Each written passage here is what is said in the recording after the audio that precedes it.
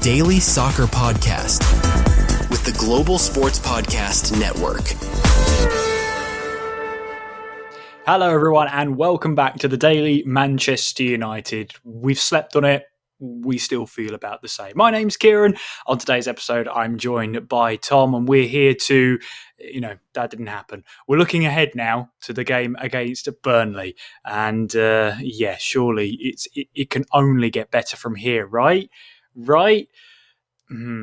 Let's see. Tom, let's dive into it. I mean, a lot was said on yesterday's episode.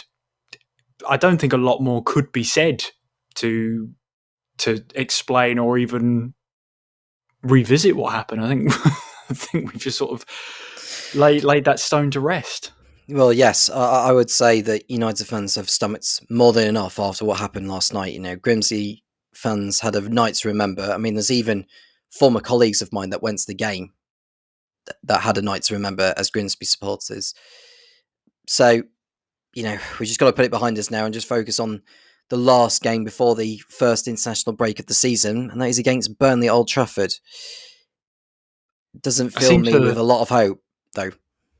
Yeah, I seem to remember this time last season where we were begging for the first international break.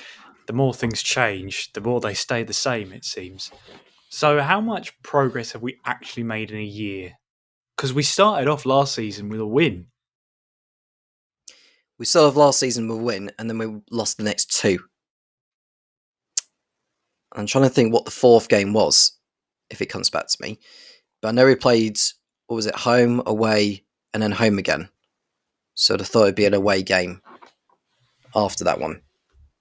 I'll have to re-jog my memory, Kieran, on that one. But yeah, we don't tend to start well these in campaigns, do we? But then we somehow find a way to somehow get over the line, with last season obviously being an exception to it. Yeah, huge exception. I mean, Burnley actually have a win this season when we host them on Saturday. And they have an Anthony that scored last time out. They have an Anthony who can do the business, it seems. So good for them. You know what? Good for them. No. Well, they've got their win. They've picked up a win. They're currently 11th in the table. Take what you will for that for 2 games gone because United are 16th. But Tom, what needs to change? I mean, you could sum it up by saying a lot, but what specifically needs to change when we head to Old Trafford again, or at least back to Old Trafford? Well, not underestimating the opposition, because Burnley, who don't tend to play the most attractive football by any means, but they've got a manager that knows the league well. He's got them promoted from the Championship, like he did with Fulham and with Bournemouth. So United better watch out. I mean, there's going to be players in that team like Kyle Walker who will be fancying his chances in that particular match too. And just looking at the other players in that squad, I mean, obviously Martin Dubravka, who had a brief loan spell at United, he's in there. You've got, I think, Hannibal Mejbri, who I think is also at Burnley, isn't he? Yes, he is, yeah. Yeah, so he's going to be back at Old Trafford as well as Hannibal. If he does score, it'll probably be a better celebration than the one he did, that consolation goal against Brighton a couple of years back. Do you remember that one? Well, you say if, Tom. It's going to be when. It's going to be when. And it's going to be when. Yeah, because they managed to slip in. They managed to slip in that little line of commentary, the second goal. Oh, it's a Manchester United Academy graduate. Of course it is. The fact that gets raised so many times is just, how good's the academy? Well, supplying quite a bit of football with players coming through. But yeah, Hannibal coming back to Old Trafford. I mean, in his time away from Old Trafford, he had a brief loan spell at Sevilla in early 2024. Now he's transferred to Burnley in all I think it's all competitions. It's 41 appearances and 1 goal. Not overly great for an attacking midfielder, but if he's an attacking midfielder who's mainly focused on getting others to score, then I mean, yeah, he's contributing. I did think he was a good talent. We'll probably miss him, and we'll probably miss how he gets a hat-trick now that I've said he's only got 1 goal in 41 at Burnley. He'll now get a hat-trick. That's normally how this stuff works.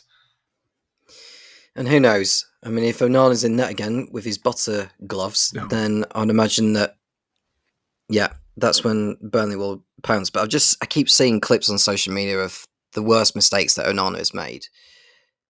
If Burnley get a corner, that's usually a very, very good sight for them and a very bleak sight for Man United because we know we can't defend from set pieces. It's abundantly clear. And Burnley will do what they can to make sure they get all the set pieces they want to make it as difficult as possible for Onana or Bayindir or even Tom Heaton, who, if he does get the chance to be in between the sticks, it'll be against his former side. Surely he can't be much worse than Bayindir and Onana. No, I don't think so. Why not start Tom Heaton at this point? Both the keepers, Onana and Bayindir, have not proved that they are capable of being the United number one. And Onana's first game back, I said before the Grimsby game that this would be his last season, the chances that he would have last season. But if Amirim picks Onana again, there's only so many times you can lead the horse to water. How long will it be before the message sinks in that something needs to change? And I think the message needs to be to Onana and Bayindir is, well, if you two aren't going to keep out the goals, if you two are too weak in the corners and really indecisive, then we're going to put Tom Heaton in. And who doesn't love to see a youth graduate take a chance? Well, how old is Tom Heaton now? He's run about... Is he 38? Mid-30s? We No, could be. Late 30s. I even remember him, Kieran, when he was in Manchester United's first team in a friendly against Europe 11 back in 2007. That's a heck of a memory you've got, because I don't remember that. No, I remember it live on the BBC at the time. He is 39. 39. Yeah. I'd stick him in goal. Why not? He's only 2 centimetres shorter than me. He'll do the job.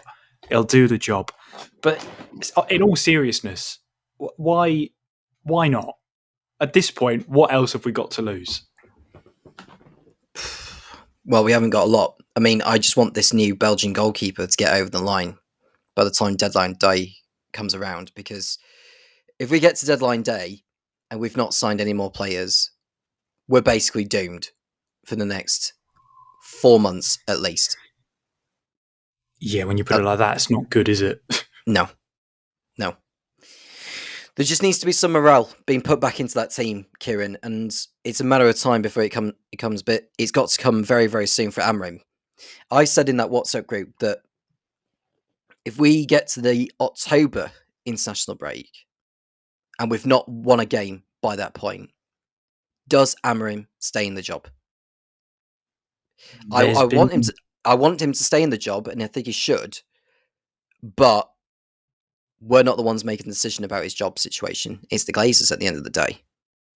Very true. Very true. There have been some murmurs that no matter what happens in the game against Burnley, he walks away. Now, they're murmurs for that reason, just rumours. But if you look at Amirim's post-match press conference after the Grimsby game, the players have basically told what they want. I mean, that's a damning indictment of the current situation. What must have gone on in that dressing room is much more than pressing throw water bottle on your Football Manager save. Something else must have happened in there for Amirim to say that.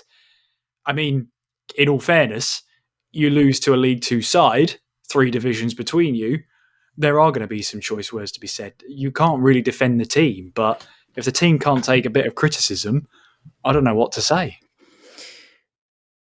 If I understand correctly from Statsman Dave on Twitter, basically saying it's the first time Man United have been knocked out from a side that are in the 4th tier of English football.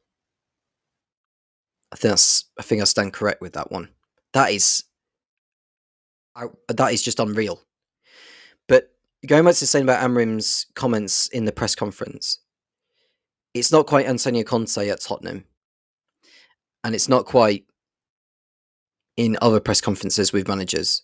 I think Mourinho had a little bit of not a tantrum, but he had a bit of a go at journalists sometimes when they can come out with all sorts of questions or particular facts about Man United, or so they thought. I think Amirim just needs to just keep calm, be pragmatic, and get on with the job, because at the end of the day, everyone's listening to you. You know, whether they're watching it on record or listening to you live, it's going out there all over the world. And when he turns around and say, or when he turns around and he says that players have told me what it is that they want, that confirms to me that he has not got control over his team. It feels to me like he is, if he hasn't already lost the dressing room, he's beginning to. And that's a very, very worrying sight for a big club. I mean, rival fans will look at it where, well, it's a familiar sight when you look at big clubs like Chelsea, the way Mourinho lost the dressing room, the way Conte had lost the dressing room when he was there, Maurizio Sarri when he lost the dressing room for a bit before he won the Europa League with them and left. Frank Lampard as well, Thomas Tuchel. All sorts of managers have lost the dressing rooms at big clubs before they eventually get shown the door. I really fear for Amirim right now, and I feel sorry for him in a way because he's walked into an abandoned ship that doesn't know what it is. And I don't mean the Mariners, I mean our own ship. Yeah, I'm going to keep bringing that up from time to time, aren't I? Yeah, you are. You're going to live that pun, and rightfully so. Yeah, it's a bit like the ship on the club badge. Doesn't mean anything, does it? Well, it looks like a ship that's already hit the iceberg. Yeah. Oh, it's not great, is it? It's not great viewing. I mean, we've had all the results really.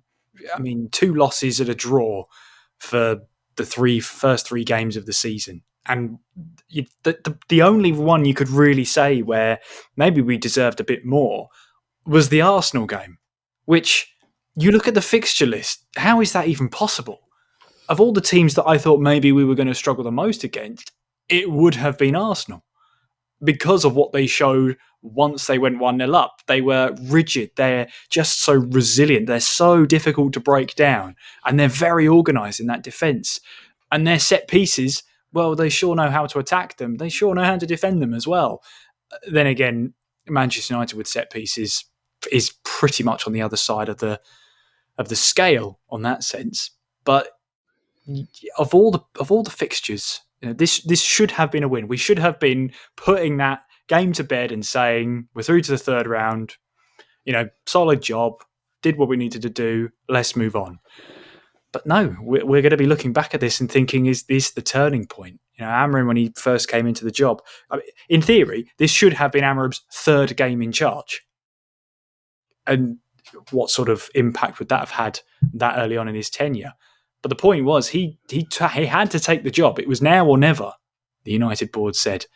And I think now he'd go back in time and just choose never. He was undefeated. I think he won all 11 games to start the last season with Sporting, didn't he? In the league, at least. I'll have a look at that, Kieran. But yeah, he came in with a brilliant CV from what he had over at Sporting Lisbon. But they should have allowed Erik ten Hag the rest of the season, even though when things aren't exactly going as well as they have needed to have done. You just finish it out and you line up your replacement once you know that the season is effectively up for United, even in the Europa League. Go and get your replacement in, finish the season, and do what you need to. Or even they should have just got an interim, like they did when they got rid of Solskjaer and Ralf Rangnick came in. Can you imagine if Rangnick came in last year, finished off the season in an interim role, and then Ruben Amorim arriving? Yeah, I think we burnt the bridges with Ralph there a couple of years ago. I don't think he's coming back. I don't think anyone's coming back in an interim role. Maybe Gus Hiddink. That went down well for Chelsea, didn't it? I never got that. He did quite well for Chelsea, yet he was just hated. Oh well. There'll be some reasons behind it. I can't remember. But anyway, Tom and I said we won't spend too long about that, and we've currently spent most of the episode. But sorry about that. Look, let's move on. Let's move ahead and think about the game against Burnley. We'll be back with some team predictions and the dreaded score predictions, as we'll call them, 4 games into the season. We'll be back after this.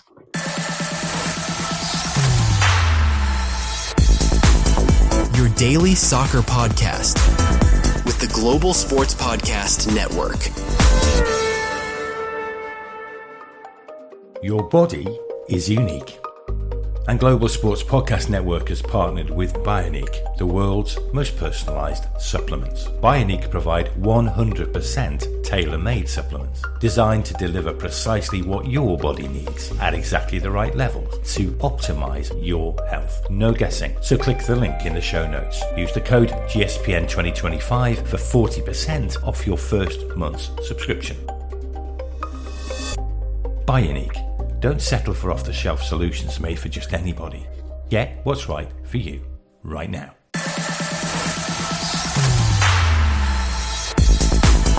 Your daily soccer podcast with the Global Sports Podcast Network. Well, let's jump straight into team predictions. We have no Senna Lammens just yet from Antwerp, so we can't lament about that. What we have is what we have. So let's start between the sticks. I think I've made my point pretty clear, Tom. Is there a method in the madness for goalkeeper choice?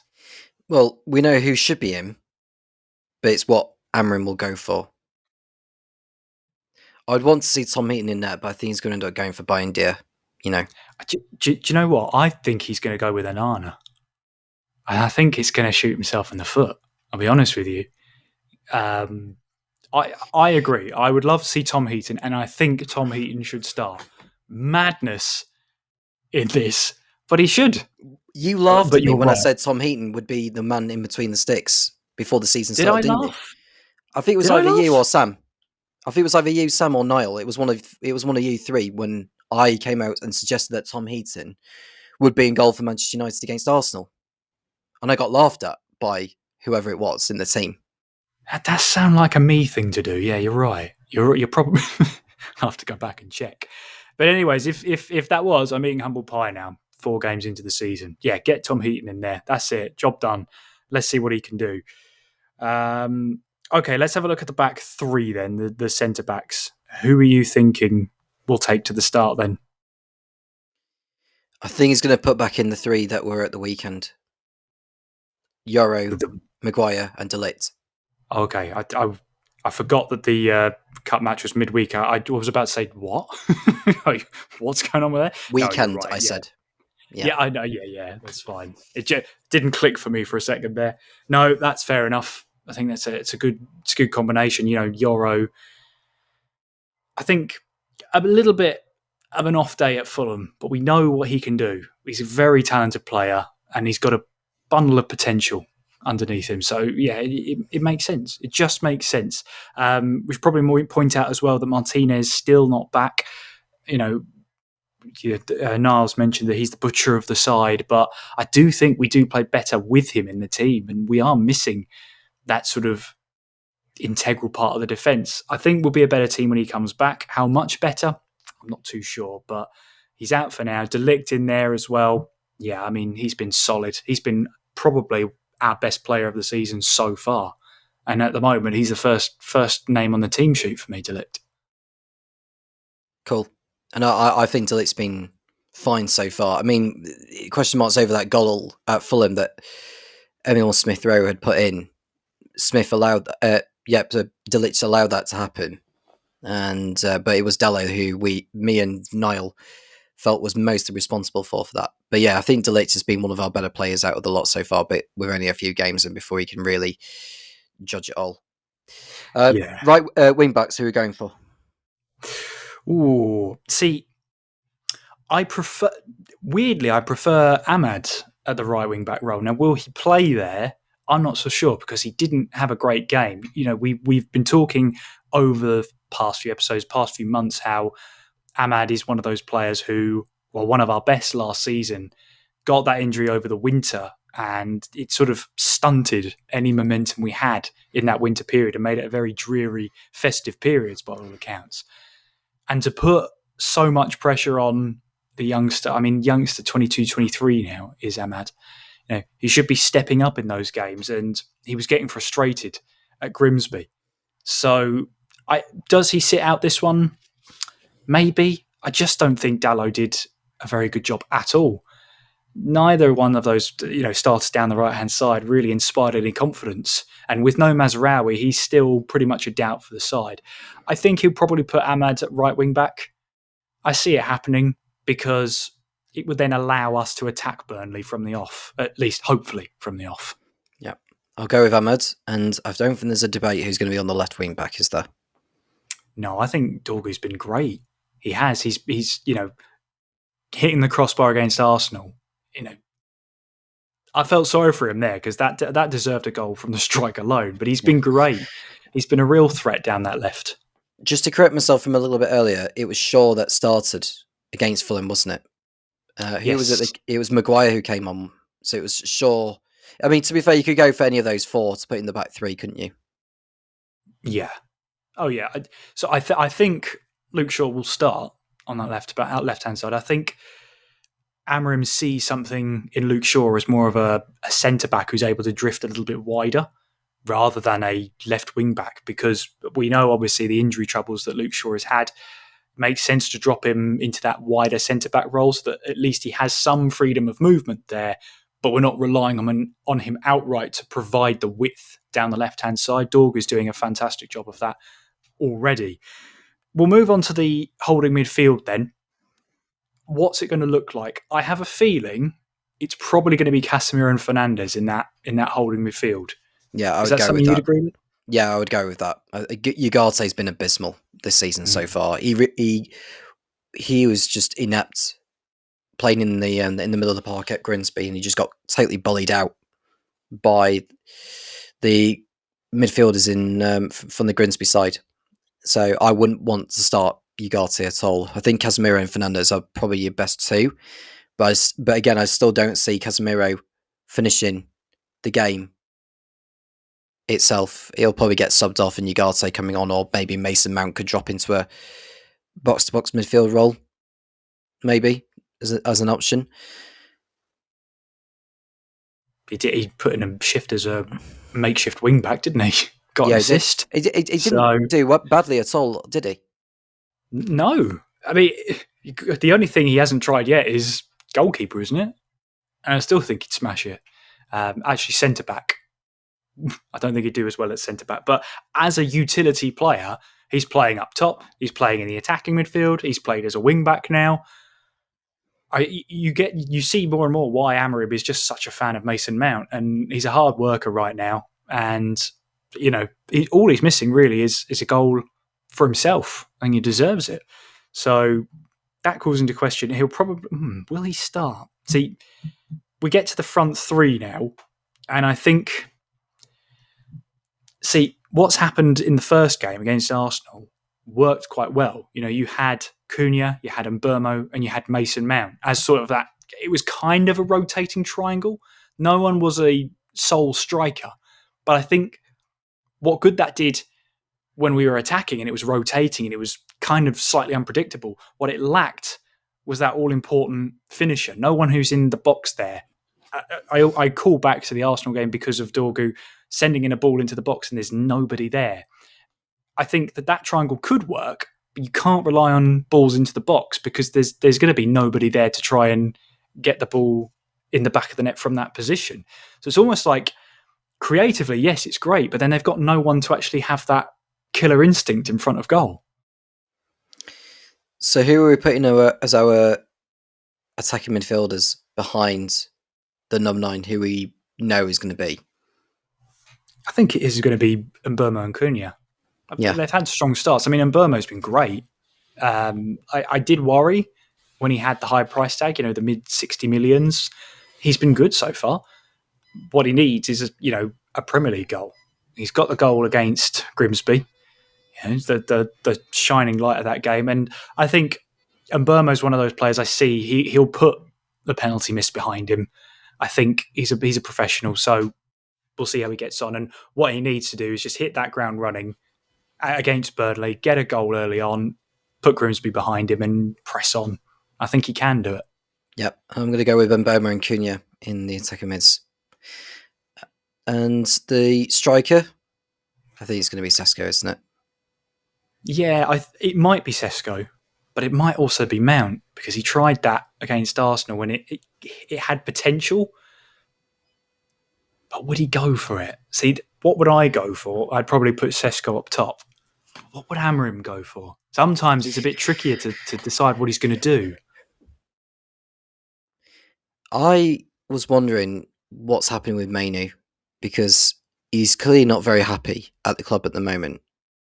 But could this be the game where he makes the difference that could convince him to remain at Manchester United? Does he feature in the game at all as a sub? I think so. I hope so as well. Maybe that's why I'm so biased about getting him onto the bench. I think he could, and if there is a time to crown yourself a hero, it needs to be soon. So we'll see. To answer the question, though, I think Sesko will start up top. I think Mainu will be on the bench, and hopefully they can all make an impact. About the game then, a score prediction then, please, Mr. Cairns. What do you reckon? I think it'll be a 1-1. Oh, that's quite boring because I was thinking the same. It might even be a loss. I don't honestly feel that I can be that optimistic right now. Not on the back of what we've been through in the last week or so. This time last week, we were the most optimistic people out of all clubs in the league. Now it feels like we're at rock bottom. I'm going to go for a 1-1 draw against Burnley. Yeah, that's fair. Yeah, you're right. So full of optimism, but 3 or 4 days ago where I said, we'll have a 5-1 win at Grimsby. Yeah, that's aged like milk, that prediction. I'm going to go with you, I think 1-1, but I think it's going to be one of those horrible games to watch where it just doesn't click. I don't know what, maybe going into it with a pessimistic mindset and 3 points, what a surprise. But I don't know. It's going to be. It's certainly being described by many as on this Saturday, the upcoming game, 3:00. So you can't watch it, but or if you go to the stadium, you can obviously, but you can't watch it. By legal means, obviously, you can't watch on Sky Sports otherwise. So I guess we'll just see what happens. But 2-1 all draws here. We're going to also try a little bit of a segment here, recommended by our social media guys, where we pick out a couple of tweets. We're going to go one tweet that pretty much is summarised and, put together what has been a dreadful week, Tom. It's, of course... Tom's got one. All right, I've got one now. Okay, go for it, Tom. Right, I'll start off. This is from at Corey SA. I don't know if I can show you the footage of it for copyright reasons, but it's basically where Ruben Amirim is brushing the United Strands' hair. The one that he's on the bench. When he's doing that billboard thing? Yeah. He's actually got a hairbrush in his hand and he's brushing the United Strands' hair. That has been a goldmine of copium, hasn't it? I've seen him play Sabutio, as we said, Battleship's your one, but I've also seen Operation, I've seen Snakes and Ladders, I've seen all sorts he's been playing on the sidelines there. That's been the gift that keeps on giving, that one. Did you mention Guess Who on there? I think it might have been, actually. Yeah. I think it was Guess Who. Yeah, you're right. I did think, Guess Who was on there for sure. My tweet, though, is by a Leverkusen's one. I suspect Ten Hag's probably been at this tweet as well, which obviously they had their Champions League draw, to which they tweeted, just hoping we don't get Grimsby. Let me tell you, by Leverkusen, it's a tough fixture if you're away at Grimsby. Maybe when you go for a pre-season friendly, you'll realise how tough they actually are. Can you imagine Bayer Leverkusen going to Blundell Park? To be fair, I have seen stranger things happen, like when Cristiano Ronaldo made his Real Madrid debut in 2009, they played Shamrock Rovers in a pre-season friendly. That's right. Yeah, that was a bizarre one. And he didn't even play very well in that either. It's because he had the number 9 on, that's why. Yeah, One season in number 9, he thought, get the 7 on me. Get the 7 on me. Well, Leverkusen, put your money where your mouth is. Grimsby away, pre-season friendly. Show us how it's done. Yeah. We're calling to challenge teams now for pre-season friendlies. How far are we falling? That's an interesting point. Considering that Erik ten Hag is Bayer Leverkusen's manager, do you think if he was in the dugout instead of Ruben Amirim, do you think he would have got the job done? See, this is interesting because with the system he's playing, because he more plays that 4-2-3-1. Well, he did it at Manchester United anyway. But it was clear that, as you mentioned before on previous episodes, Tom, that he had favoured players, and Antony was one of them. And he put so much faith into Antony. And half of that, I think, is to do with the price tag, because you can't have, an 80-odd million player on the bench, essentially. I think it was slightly forced at hand that he kind of had to play him and hope that something would happen. But I just think no is my answer. I don't think he could have got the job done with the players that he has, because what we're learning and what we should have learned over the years is it's looking more and more likely that it's not the manager. It's more the players and it's more the club structure.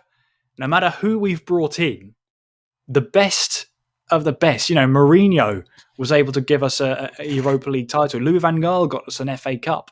Ole Gunnar Solskjaer has given us some great memories along the line. Second in the league as well, which, was a bit of a kick in the teeth at the time. But now you look back at that and think, wow, he did a great job there. There have been warning signs that perhaps, going through managers like they're, you've milk left out on the side in the baking sun is probably not a good idea. But here we are. Here we are indeed. And I wonder how they will be feeling, understanding how tough of a job it was to manage Manchester United. And fans had always slated the manager. Now they're looking at themselves thinking, I did such a tremendous job. Do you remember, I think it was the 2017-18 season when Jose Mourinho was the manager? We finished second in the league with 81 points with the squad that was there. And he classed that as his best achievement in football management. He did. Respect. Well, anyway, on a side note, Bayer Leverkusen lost their first home game of the season, their opening game of the season, to Hoffenheim, which was a tough fixture anyway. But hey, let's see what Ten Hag can do. No, honestly, I do wish Ten Hag all the best. And let's see what he can do at Leverkusen this season. They've obviously won the league, so they know what they're doing as a club. They know what they're doing. Will we know what we're doing? Well, we'll have to find out. Make sure, though, if you've enjoyed today's episode, you do give us that little bit of a follow on Spotify and Apple, so you don't miss another episode. And why would you want to miss an episode in these trying times, eh? You'll get the push notification straight to your phone or to your device that you know you can start listening in as and when. If you fancy watching us as well as listening to us, you can find us on YouTube as well. It's at GSPN Daily Man United Podcast. It's such a long name, so you have to remember it. If you want to find us on all the social medias and start an argument with us, I promise you we'll do our best to come back to you. It's at GSPN Man United. We're on X and Twitter, we're on Instagram, we're on TikTok, and we're on Facebook. So go and start a conversation with us. Love to hear from you going into this weekend. And obviously, it's coming up then.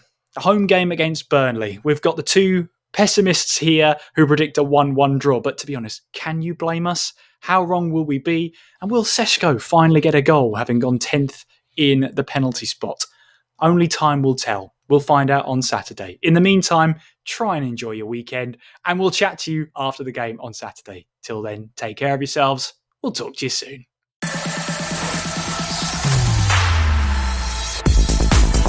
Your daily soccer podcast with the Global Sports Podcast Network.